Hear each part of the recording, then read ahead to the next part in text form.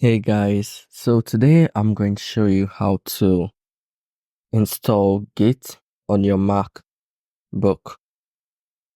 So I'm on my browser now. Let's just go to Git, go to the platform, then we'll click on download for Mac. And then we can see a couple of options. We can use homebrew, MacPorts, Xcode. So we're going to use homebrew.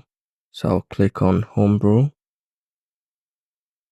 And then we can see what we need to copy and add to our terminal. So homebrew is basically like a package manager for macOS, which allows you to download what didn't come pre-installed or pre-downloaded on your MacBook or Linux.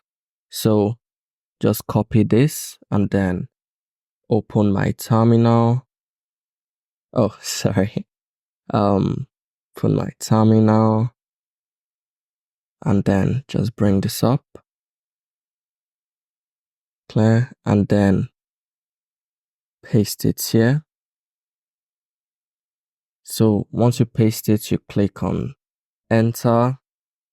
So I'll just stop the process for now because I already have it installed on my MacBook. So click on clear. So we'll check for the brew version. Type in brew-v.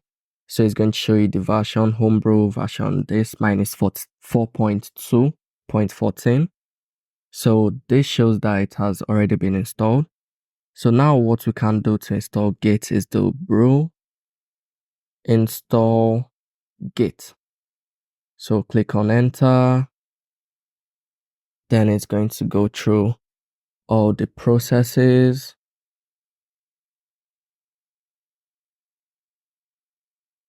So we can see Git 2.44.0 is already installed and up to date. So I already have it installed. So now you have Git installed on your Mac and you can just confirm this by clicking git-v, Git version 2.44.0. So it has been installed successfully, and that's how easy it is to install Git on your Mac using Homebrew. So thank you guys for watching, and I'll see you in the next video.